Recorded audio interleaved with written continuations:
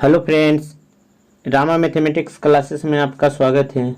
देखिए फ्रेंड्स, आज एक नए वीडियो में नए टॉपिक केंद्रीय बजट 2023-24 को पढ़ने के प्रयास करते हैं। फ्रेंड्स देखिए, इससे बहुत क्वेश्चन बनता है। देखिए एडिटोरिया बुक से देख रहे हैं। चलिए देखते हैं। फर्स्ट से देखिएगा, लाइन बाय लाइन पढ़ रहे हैं। देखिए समझिएगा। देखिए केंद्रीय बजट 23-24 केंद्रीय बजट 23-24 को वित्त मंत्री निर्मला सीतारमण ने 1 फरवरी 2023 को संसद में पेश की। यह अमृत काल में पहला बजट था। तो 2023-24 का बजट था जो अमृत काल का क्या पहला बजट था। आगे देखते हैं। अमृत काल के विजन सख्त एवं समावेशी अर्थव्यवस्था को हासिल करने के लिए आर्थिक एजेंडा में 3 चीज़ों पर ध्यान केंद्रित किया गया। कितने चीज़ों पर ध्यान केंद्रित किया गया है? तो 3 चीज़ों पर ध्यान केंद्रित किया गया है। तो पहला है नागरिकों विशेषकर युवा वर्ग को अपनी आकांक्षाओं की पूर्ति करने के लिए पर्याप्त अवसर उपलब्ध कराना। दूसरा है विकास और रोजगार सृजन पर आधारित ध्यान देना। तीसरा है बृहत आर्थिक स्थिरता को सुदृढ़ करना। चलिए आगे देखते हैं।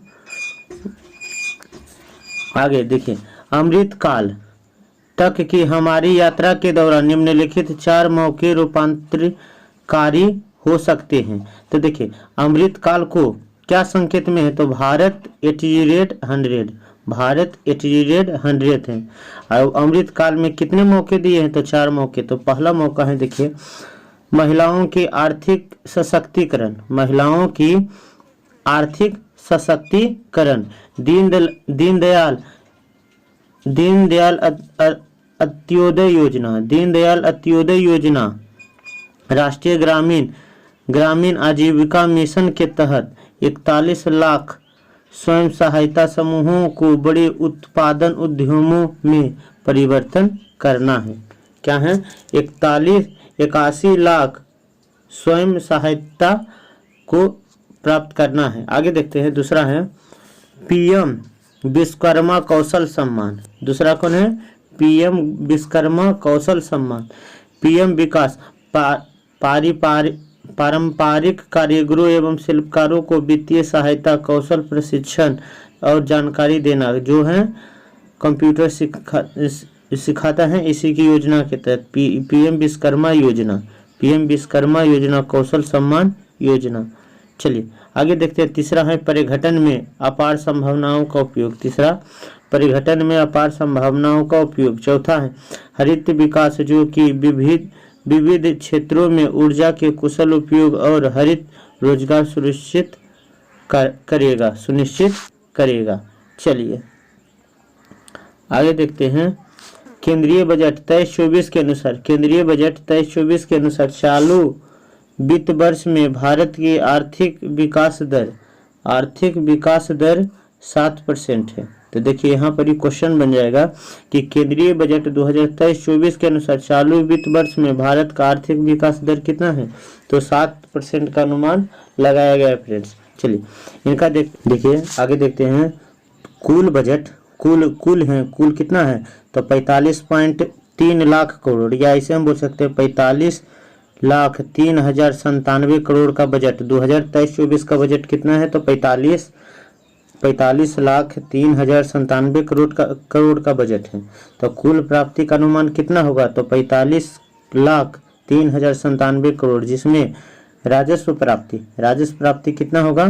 तो 26,32,281 करोड़ होगा। अब पूंजी प्राप्ति कितना होगा? तो 18,70,816 करोड़ प्राप्ति होगा। आगे देखते हैं कुल खर्च होने का अनुमान। तो देखिए कुल खर्च होने का अनुमान कितना है? तो 45,03,097 करोड़ है। कुल खर्च कितना होगा? तो 45,03,097 करोड़ होगा। राजस्व खर्च, तो राजस्व खर्च में कितना होगा? तो 35,02,026 करोड़। 35,02,026 करोड़। अपन पूंजीगत खर्च कितना होगा? तो 10,961 करोड़ पूंजी खर्च होगा। चलिए देखते हैं आगे। देखिए विभिन्न घाटा एवं 23-24 का बजट अनुमान देख लेते हैं। तो देखिए राजकोषीय घाटा है तो जीडीपी का कितना है 5.9% है। तो 2023 का राजकोषीय घाटा कितना है तो जीडीपी का 5.9 है। और राजस्व घाटा कितना है तो जीडीपी का 2.9 है। आगे देखते हैं प्रभावी राजस्व घाटा जीडीपी का कितना है तो 1.7। देखिए इनका कुल भी देख लीजिए तो अच्छा रहेगा। ये वाला देखिए हम ये वाला बता देते, ये वाला आप पढ़ लीजिएगा। प्राथमिक घाटा, देखिए प्राथमिक घाटा सबसे ज्यादा पूछता है राजस्वीय घाटा। तो देखिए प्राथमिक घाटा कितना है तो जीडीपी का 2.3% है, 2.3% है। चलिए आगे देखते हैं। तो देखिए नोट है, नोट देख लीजिए। तो देखिए नोट में है सरकार ने वर्ष 25-26 तक राजकोषीय घाटा को जीडीपी का 4.5% तक लाने का लक्ष्य रखा है। तो 25-26 में कितना है तो 4.5 है। कितना है तो 4.5 है। राज्यों की जीएसटीपी के 3.5% के राजकोषीय घाटे की अनुमति होगी, जिसका 0.5% विद्युत क्षेत्र के सुधार। तो विद्युत क्षेत्र में कितना सुधार के लिए जोड़ा जाएगा तो 0.5%। वित्तीय वर्ष 23-24 के राजकोषीय घाटा का अनुमान 17.87 लाख करोड़ है। 17.87 लाख करोड़ लगाया गया, अर्थात इस बार सरकार को 17.87 लाख करोड़ रुपया उधार या कर्ज लेना पड़ेगा। तो कितना कर्ज लेना पड़ेगा तो देखिए 17.87 लाख करोड़ रुपया कर्ज लेना पड़ेगा विद्युत क्षेत्र के लिए। चलिए आगे देखिए रुपया कहाँ से आता है, रुपया कहाँ जाता है इनका देखिए।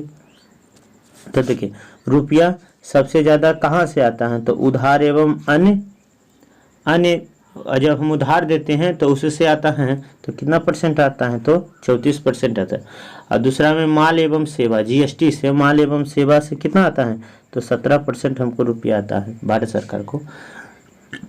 आगे देखते हैं निगम कर से। तो निगम कर से 15% और आय कर से भी 15% आता है।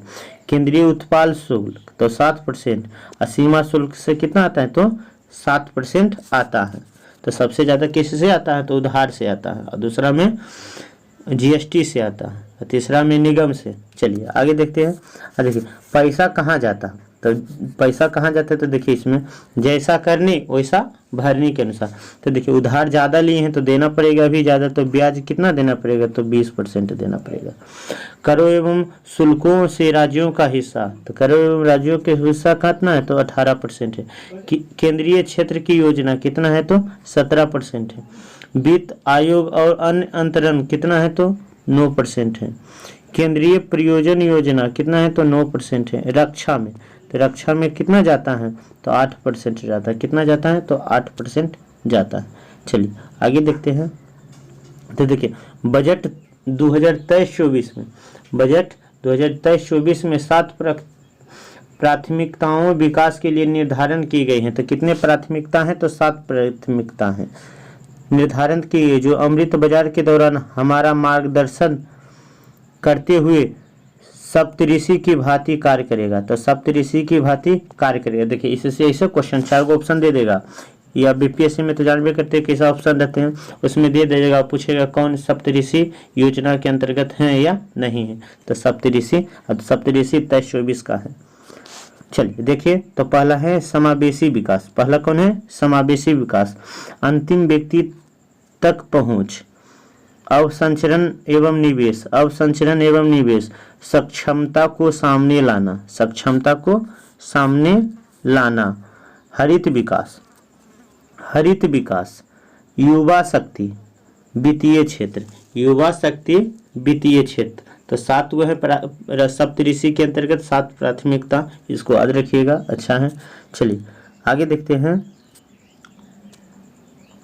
देखिए एकाएक ही सबको हम पढ़ लेते हैं। 7 प्राथमिकता में पहला प्राथमिकता है समावेशी विकास के अंतर्गत। तो समावेशी विकास के अंतर्गत देखते हैं, तो देखिए पहला प्राथमिकता, तो देखिए पहला प्राथमिकता में है समावेशी विकास। तो देखिए कृषि एवं सहकारिता, कृषि एवं सहकारिता। तो कृषि के लिए digital public infrastructure digital public infrastructure का निर्माण किया जाएगा कृषि के लिए।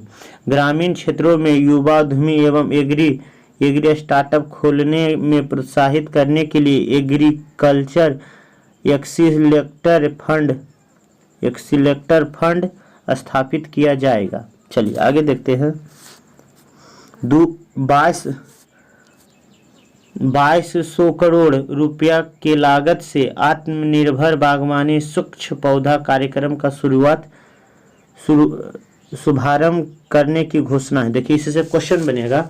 तो आत्मनिर्भर बागवानी सूक्ष्म पौधा कार्यक्रम कितने करोड़ रुपया में किया जाएगा? तो कितने रुपया में किया जाएगा? तो 2200 करोड़ रुपया में किया जाएगा। आत्मनिर्भर बागवानी सूक्ष्म पौधा कार्यक्रम किसके अंतर्गत है? तो प्राथमिक योजना के अंतर्गत है। देखिए इसका उद्देश्य क्या है? तो उच्च गुणवत्ता वाली बागवानी फसल के लिए रोग मुक्त एवं गुणवत्तापूर्ण पौधा सामग्री की उपलब्धता करा। आत्मनिर्भर बागवानी सूक्ष्म पौधा कार्यक्रम। चलिए आगे देखते हैं। केंद्रीय वित्त मंत्री निर्मला सीतारमण ने मोटे अनाज को लोकप्रिय बनाने के लिए श्री अन्न नामक बजट पेश किए। तो देखिए तो इस पर है ऐसे क्वेश्चन बनेगा कि श्री अन्न नामक बजट किससे संबंधित है? तो किससे संबंधित है? तो मोटा अनाज से संबंधित है। मोटा अनाज को अति बढ़ाने के लिए, लोकप्रिय बनाने के लिए श्री अन्न नामक बजट पेश किया। भारत श्री अन्न का सबसे बड़ा उत्पादक एवं दूसरा सबसे निर्यातक है। श्री अन्न कहे तो मोटे अनाज का सबसे बड़ा उत्पादक है और दूसरा में सबसे बड़ा निर्यातक है। तो किसके अंतर्गत है? श्री अन्न के अंतर्गत। भारत को श्री अन्न का वैश्विक केंद्र बनाने के लिए भारतीय बाजरा अनुसंधान संस्था हैदराबाद को उत्कृष्टता केंद्र के रूप में बढ़ावा दिया जाएगा। तो कहाँ दिया जाएगा? तो अनुसंधान कहाँ स्थापित? तो हैदराबाद में किया जाएगा। आगे देखते हैं। आगे है तो देखिए आगे में है 6,000 करोड़ रुपया के निवेश से पीएम मत्स्य संपदा योजना की एक नई उप योजना शुरू की जाएगी। तो पीएम मत्स्य योजना कितने रुपये में शुरू की जाएगी? तो 6,000 करोड़ में। कितना में? 6,000 करोड़ में की जाएगी। इसका उद्देश्य मछली पालकों एवं मत्स्य विक्रेताओं को और सूक्ष्म लघु उद्योगों को अधिक सक्षम बनाना है। पशुपालन, डेयरी एवं मत्स्य क्षेत्र के लिए 20 लाख करोड़ रुपया का ऋण का लक्ष्य रखा गया है। जो मछली पालेगा, मत्स्य पालेगा, डेयरी के लिए कितना है? तो 20 लाख करोड़ रुपया का ऋण दिया जाएगा। चलिए आगे देखते हैं। स्वच्छ शिक्षा कौशल वर्धन। तो देखिए इनका देखते हैं।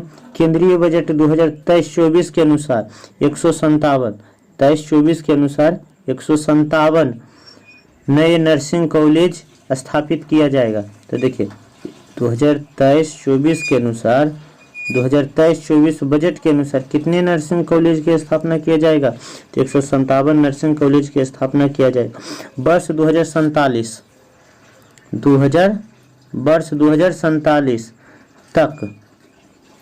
2047 तक सिकल सेल एनीमिया का उन्मूलन करने के लिए एक नए मिशन की शुरुआत की जाएगी। तो 2000 कितना तक? तो 2000 कितना तक किया जाएगा? तो 2047 तक। तो कितना है? तो 2047 तक है। चलिए आगे देखते हैं। इससे प्रभावित जनजाति क्षेत्र में जागरूकता सृजन किया जाएगा। वर्ष 0 से 40 के आयु वर्ग के 7 करोड़ लोगों को यूनिवर्सल स्क्रीनिंग करवाई जाएगी। कितना है? तो 7 करोड़। चलिए आगे देखते हैं।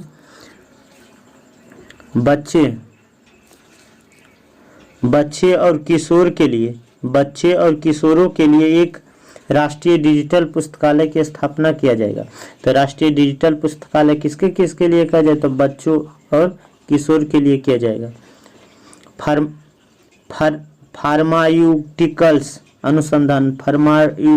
अनुसंधान को बढ़ावा देने के लिए नए कार्यक्रम की शुरुआत होगी। चलिए दूसरा प्राथमिकता देखते हैं। तो प्राथमिकता नंबर 2, दूसरा प्राथमिकता में क्या है? तो देखिए, अंतिम व्यक्ति तक पहुंच बनाना है।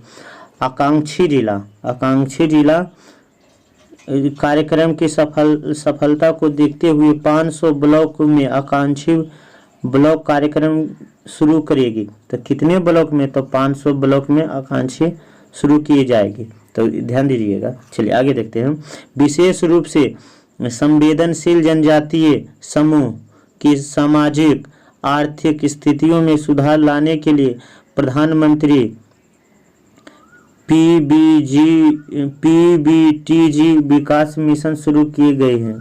पीबीजीटी विकास मिशन शुरू की गई। अगले 3 वर्षों में इस मिशन को लागू करने के लिए 15,000 करोड़ रुपया राशि उपलब्ध कराई जाएगी। चलिए प्रधानमंत्री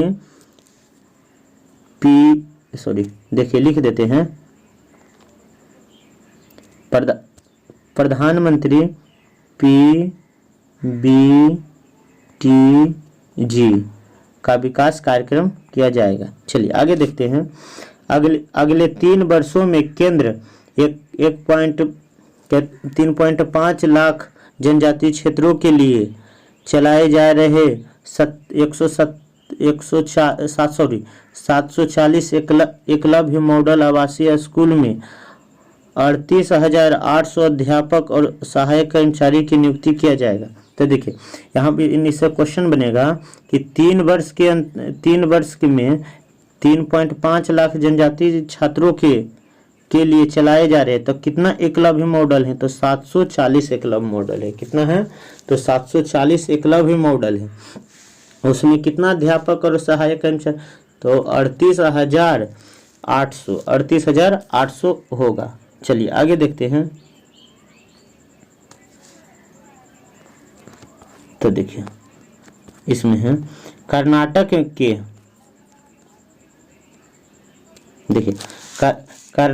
के सूखा प्रणव मध्य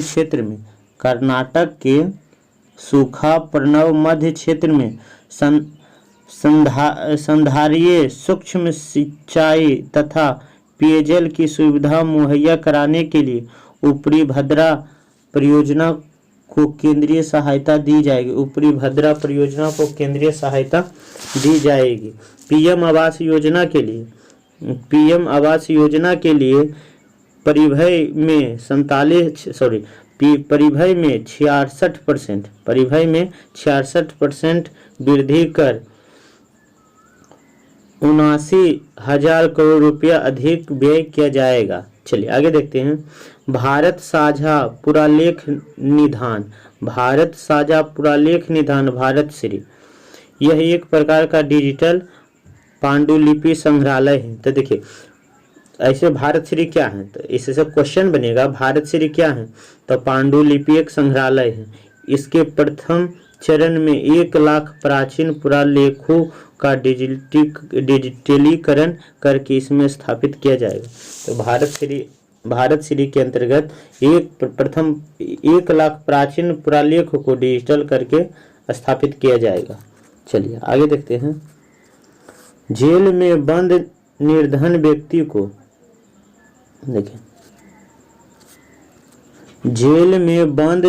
व्यक्ति को जमानत राशि व्यय करने में असमर्थ हैं, उन्हें वित्तीय सहायता प्रदान करने की घोषणा इस बजट में की गई। अगर जो हैं जेल में बंद हैं तो उसे जमानत राशि के लिए पैसा देने में वो असमर्थ हैं, तो उसे वित्तीय सहायता सरकार द्वारा दिया जाएगा।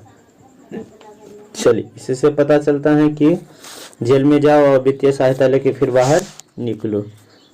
आगे आगे देखो प्राथमिकता नंबर 3। तो देखिए प्राथमिकता नंबर 3 है। तो देखिए अवसंरचना और निवेश, अवसंरचना और निवेश। देखिए अवसंरचना निवेश में तेजी लाने के लिए 1.3 लाख करोड़ रुपया बढ़ेगी, 1.3 लाख रुपया करोड़ बढ़ेगी। 50 वर्षीय ब्याज मुक्त ऋण को और 1 वर्ष जारी रखने का निर्णय दिया जाएगा। रेलवे के लिए 2.40 लाख करोड़ रुपया की पूंजीगत निधि का प्रावधान किया गया है। रेलवे के लिए तो कितना है, तो 2.40 लाख। चलिए अब जो अब तक रेलवे के इतिहास में सर्वाधिक, हाँ तो सब पूरा इतिहास में रेलवे के लिए पहला बार इतना बजट पेश किया गया है, तो 2.40 लाख रुपया के लिए।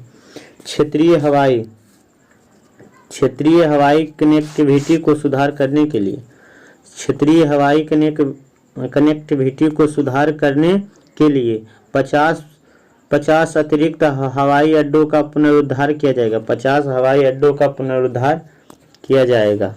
चलिए आगे देखते हैं। शहरी अवसंरचना विकास कोष, शहरी अवसंरचना विकास कोष की स्थापना प्राथमिकता वाले क्षेत्रों में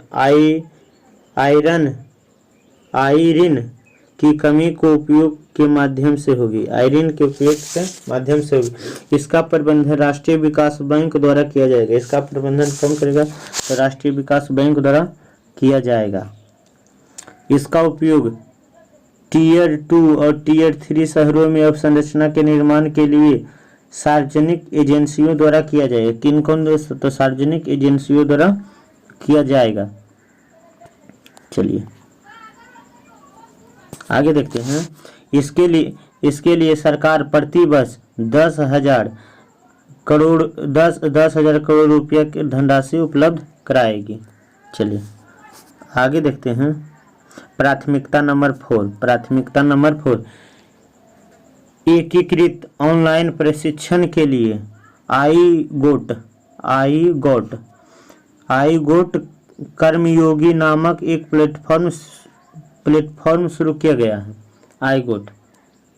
चलिए देश के शीर्ष शैक्षणिक संस्थानों में कृत्रिम बुद्धिमत्ता के लिए 3 उत्कृष्टता केंद्र स्थापित किए। स्टार्टअप को वो शिक्षाविदों द्वारा नवाचार और अनुसंधान शुरू करने के लिए राष्ट्रीय डाटा शासन नीति लागू किया है, राष्ट्रीय डाटा शासन नीति लागू किया है। न्याय के प्रशासन में दक्षता लाने के लिए 7,000 करोड़ रुपया की परिव्यय से ई न्यायालय परियोजना का चरण 3 शुरू किया गया है। आगे देखते हैं।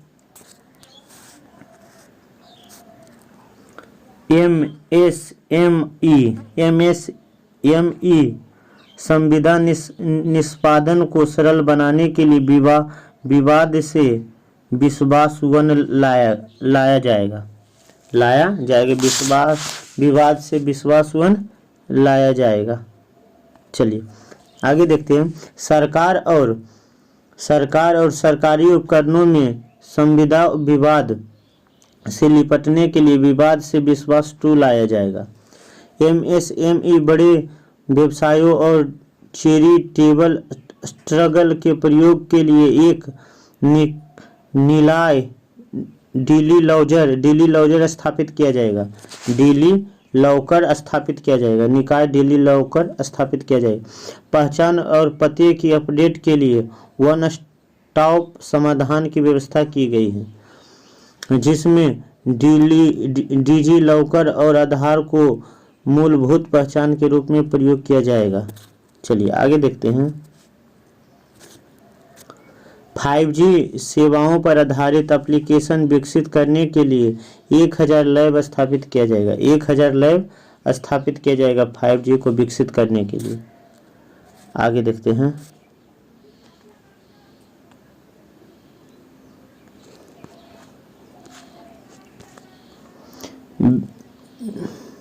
देखिए व्यापारिक सुगमता को बढ़ावा देने के लिए 39,000 से ज़्यादा अनुपालनों को कम किया जाएगा और 3400 से अधिक विविध उपबंधों को अपराध की श्रेणी से हटा दिया जाएगा। 42 केंद्रीय अधिनियम में संशोधन के लिए जन विश्वास विधेयक पेश किया गया है। आगे देखते हैं प्राथमिकता नंबर 5। देखिए प्राथमिकता नंबर 5 में है हरित विकास। पर्यावरण के प्रति सजग जीवन शैली के आंदोलन को प्रगति के लिए लाइफ शुरू किया गया है। क्या शुरू किया गया है? तो लाइफ शुरू किया गया है, जिसका चर्चा बजट भाषण में की गई। लाइफ की चर्चा किस में की गई है? तो बजट भाषण में की गई है। चलिए आगे देखते हैं। 19,700 करोड़ रुपया की लागत से शुरू हुआ। 19,700 लागत से शुरू राष्ट्रीय हरित हाइड्रोजन मिशन के तहत अर्थव्यवस्था को निम्न कार्बन संहता वाली स्थिति में लाया जाएगा। आगे देखते हैं। इस मिशन की मदद से जीवाश्म ईंधन के आयातों पर निर्भरता को कम करके 2030 तक MMT के वार्षिक उत्पादन का लक्ष्य निर्धारित किया जाएगा। 2000 लद्दाख से 13 गीगावाट नवीकरण ऊर्जा के निष्क्रमण और ग्रिड एकीकरण के लिए अंतरराज्यीय प्रणाली 20,700 करोड़ का निवेश किया जाएगा। चलिए आगे देखते हैं। पर्यावरण संरक्षण अधिनियम के तहत हरित ऋण क्रेडिट कार्ड योजना को कार्यक्रम में आधारित है। पीएम प्रणाम क्या है? तो पीएम प्रणाम को देखते हैं। रासायनिक उर्वरता को संतुलित प्रयोग तथा इसके स्थान पर वैकल्पिक उर्वरकों के प्रयोग को बढ़ावा देने के लिए इस कार्यक्रम को शुरू किया गया है। चक्रीय अर्थव्यवस्था को बढ़ावा देने के लिए गोवर्धन नामक योजना के तहत 10,000 करोड़ रुपया का ऋण निवेश किया जाएगा, जिससे 500 नए अपशिष्ट आमदनी संयंत्र स्थापित की जाएगी। तो 5,000 कितना? तो 5,000। आगे देखते हैं। अगले 3 वर्षों में सरकार 1 करोड़ किसानों को प्राकृतिक खेती अपनाने के लिए सहायता करेगी। कितना? तो 1 करोड़। आगे देखते हैं।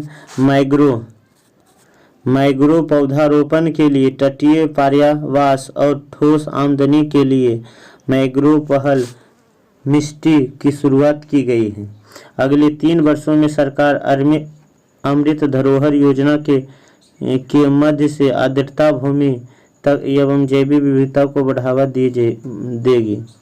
छठा देखते हैं। युवा शक्ति। अगले 3 वर्षों में लाखों युवा कौशल प्रदान करने के लिए कौशल योजना में प्रधानमंत्री कौशल विकास योजना 4.0 शुरू किया गया है। 4.0 शुरू किया गया। इस योजना में इंडस्ट्रीज 4.0 जैसे कोडिंग, रोबोटिक्स, 3D प्रिंटिंग इत्यादि नए युग पर्यावरण पाठ्यक्रम को शामिल किया जाएगा। युवाओं को अंतर्राष्ट्रीय अवसर के लिए कौशल प्रदान करने हेतु अलग अलग राज्यों में 30 स्किल इंडिया नेशनल सेंटर स्थापित किया जाएगा। Skill India digital platform.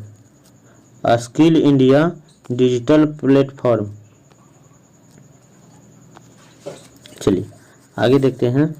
Skill India digital platform की शुरुआत कौशल वर्धन हेतु डिजिटल तंत्र और विस्तार प्रदान किया जाएगा, जिसके निम्नलिखित लक्ष्य मांग आधारित औपचारिक कौशल वर्धन संवर्धन करना, MSM तहत नियोजन साथ जोड़ना, उद्यमी योजनाओं को सुलभता सुगम करना। अखिल भारतीय राष्ट्रीय प्रशिक्षुता प्रोत्साहन योजना के तहत 3 वर्ष में 47 लाख युवाओं को वित्तीय सहायता प्रदान करने के लिए डायरेक्ट बेनिफिट ट्रांसफर शुरू किया जाएगा। चलिए आगे देखते हैं।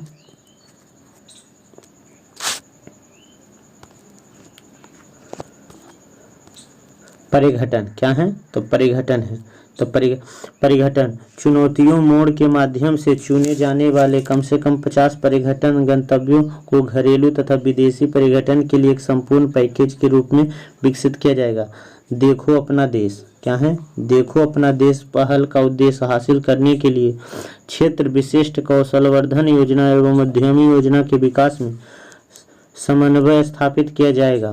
थीम आधारित परिघटन सर्किट के एकीकृत विकास के लिए स्वदेश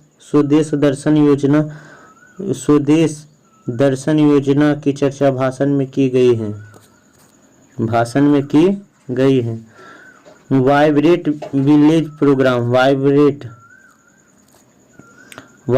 विलेज प्रोग्राम के अंतर्गत सीमावर्ती गांवों में परिघटन की सुविधावादी ढांचा का विकास किया जाएगा। परिघटन सुविधा प्रदान की जाएगी। राज्यों के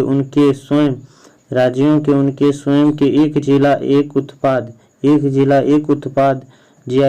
जीआई उत्पाद और अन्य हस्तलिपि उत्पादों को बढ़ावा देने के लिए उनकी बिक्री करने के लिए अपने राजधानियों या उससे बड़े परिघटन केंद्र में यूनिटी मॉल स्थापित किया जाएगा। तो यूनिटी मॉल स्थापित किया जाएगा। चलिए आगे देखते हैं। प्राथमिकता नंबर 7 देखते हैं। वित्तीय क्षेत्र प्राथमिकता नंबर में क्या है? वित्तीय क्षेत्र है। वित्तीय सहायता सूचना को केंद्रीय भंडारण के रूप में काम करने के लिए राष्ट्रीय सूचना रजिस्ट्री की स्थापना की जाएगी। राष्ट्रीय वित्तीय सूचना, इससे ऋण का कुशल प्रवाह संभव होगा, वित्तीय समावेश को बढ़ावा मिलेगा और वित्तीय स्थिरता मिलेगी। डिजिटल निरंतरता समाधान ढूंढने वाले देशों के लिए GI tag MIFC data database की स्थापना की जाएगी। कंपनियों के त्वरित रिस्पांस के लिए केंद्रीय डाटा अनुसंधान केंद्र की स्थापना की जाएगी। 2022 में डिजिटल भुगतान लेन देन में 76% की और मूल्य में 91% की वृद्धि हुई है। आज़ादी का अमृत महोत्सव स्मरण स्वरूप मार्च 2025 तक 2 वर्षों की अवधि के लिए एक नई लघु बचत योजना महिला सम्मान बचत प्रमाण पत्र उपलब्ध कराया जाएगा।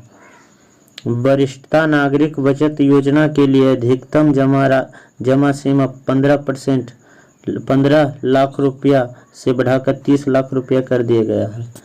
चलिए केंद्रीय बजट 2023 का पॉइंट बाई पॉइंट देख लेते हैं। इनका क्या पॉइंट निकलता है तो देखिए पॉइंट में देख लेते हैं। मोबाइल फोन का उत्पादन पिछले वर्ष में 2,75,000 करोड़ रुपये मूल्य में 31 करोड़ यूनिट तक पहुंच चुका है। कितना तक पहुंच चुका है? तो 31 करोड़ यूनिट तक। आगे देखते हैं। विनिष्टियों सिगरेट पर आय उत्पादन अस्मिकता का 16% वृद्धि की गई है। अगर जो सिगरेट पर कितना होगा तो 16% होगा। आगे देखते हैं। भारत विश्व में स्टार्टअप के लिए तीसरा सबसे बड़ा इकोसिस्टम है। स्टार्टअप के लिए इकोसिस्टम भारत में कितना है तो तीसरा है। कितना है तो तीसरा सबसे बड़ा है इकोसिस्टम है। और माध्यम आय देश के बीच नवाचार गुणवत्ता का दूसरा स्थान है। केंद्रीय बजट 23-24 में सरकार ने 2014 से अब तक उपलब्धियों में बताई हैं। क्या बताए हैं देखते हैं। तो देखिए बताइए हैं, निम्न बताए हैं। तो इन 9 वर्षों में भारतीय अर्थव्यवस्था दुनिया का 10वां से 5वां सबसे बड़ा अर्थव्यवस्था बचे। 10वां से कितना बच गए हैं, बन गए हैं, तो 5वां अर्थव्यवस्था वाला देश बन गया। स्वच्छ भारत मिशन के तहत 11.7 करोड़ घरेलू शौचालय का निर्माण किया गया है। कितना किया गया है, तो 11.7 करोड़। उज्ज्वला योजना के तहत 9.6 करोड़ एलपीजी कनेक्शन है। एलपीजी कनेक्शन कितना है, तो 9.6 करोड़। 102 करोड़ लोगों को 102 करोड़ लोगों का 220 करोड़ कोविड टीकाकरण कर दिया गया है। 102 करोड़ लोगों का 220 करोड़ कोविड टीका हो चुका है। पीएम जनधन योजना के तहत 47.8 करोड़ बैंक खाते खोले जा चुके हैं। 47.8 करोड़ खाते खोले जा चुके हैं। चलिए आगे देखते हैं। तो देखिए पीएम सुरक्षा बीमा योजना, पीएम सुरक्षा एवं पीएम जन जीवन ज्योति योजना के तहत 44.6 करोड़ व्यक्तियों के लिए बीमा कवर किया गया है।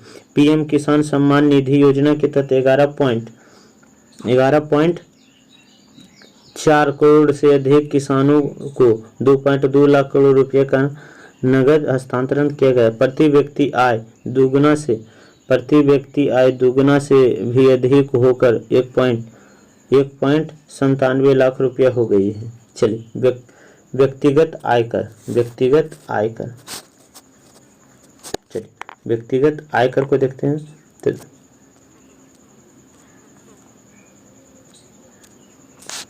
नई कर व्यवस्था में 7 लाख रुपया तक आय वाले व्यक्तियों को कोई भी भुगतान नहीं किया जाएगा। नई कर व्यवस्था के अनुसार 7 लाख रुपया, कितना है, 7 लाख रुपया तक वाले व्यक्ति को कोई भुगतान नहीं किया जाएगा। 6 आयकर स्लैब वाले व्यक्ति आयकर व्यवस्था में स्लैबों की संख्या घटकर 5 हो गई है। कितना हो गई है, आयकर व्यवस्था 5 हो गई है। और कर छूट की सीमा बढ़कर 3 लाख कर दी गई है। कितना कर दी है, 3 लाख कर दी गई। तो देखिए वार्षिक आय और कर की दर, अगर जो हमको 3 लाख रुपया रहेगा, 0 से 3 लाख रुपया, तो हमको शून्य देना पड़ेगा। कहने को लोग कर नहीं देना। 306 रहेगा तो 5%, 6 से 9 रहेगा तो 10%, 9 से 12 रहेगा तो 15%, 12 से 15 रहेगा तो 20%, और 15 से अधिक रहेगा तो 30% कर लगेगा। प्रत्येक वेतनभोगी को 50,000 तक मानक कटौती अमूल्य की गई है। आगे देखते, नई कर व्यवस्था में उच्चतम अभिभर को 37% से घटकर 25% तक की गई है। इसके परिणाम स्वरूप अधिकतम कर व्यवस्था घटकर 39% हो गई है। कितना हो गई है, तो 39% हो गई है। चलिए बजट 23-24 के तहत योजना पर खर्च, प्रधानमंत्री आवास योजना पर कितना खर्च होगा देख लीजिए, बताते हैं। तो कितना है, 79,590 करोड़, 79,590 करोड़। जल जीवन योजना में 70,000 करोड़, मनरेगा में 60,000 करोड़, प्रधानमंत्री सम्मान निधि पीएम किसान में तो 60,000 करोड़ रुपया खर्च करेगा। 2023-24 के प्रमुख मदों पर व्यय कितना होगा, तो परिवहन पर 5,17,034 करोड़ पर, रक्षा पर 4,32,720 करोड़, ग्रामीण विकास पर 2,38,204 करोड़ पर, शिक्षा पर तो देखिए 1,12,899 करोड़ रुपया खर्च होगा। चलिए देखिए केंद्रीय बजट 2023-24 के तहत मंत्रालयों पर खर्च, शिक्षा मंत्रालय 5.94 लाख करोड़ रुपया, सड़क परिवहन एवं राज्य मंत्रालय 2.70 लाख करोड़, रेल मंत्रालय 2.41 करोड़, उपभोक्ता और सार्वजनिक मंत्रालय 2.06 करोड़ रुपया खर्च करेगा। गृह मंत्रालय 1.1 900 करोड़ लाख करोड़ रुपये, इसमें सबसे ज़्यादा कौन खर्च करेगा? तो देखिए रक्षा मंत्रालय करेगा। चलिए फ्रेंड्स, आज केंद्रीय बजट 2023-24 का थ्योरी सेक्शन कंप्लीट हो गया है। देखिए अगले वीडियो में MCQ क्वेश्चन को देख लेंगे तो केंद्रीय बजट 2023-24 कंप्लीट हो जाएगा। थैंक्स फ्रेंड, जय हिंद फ्रेंड।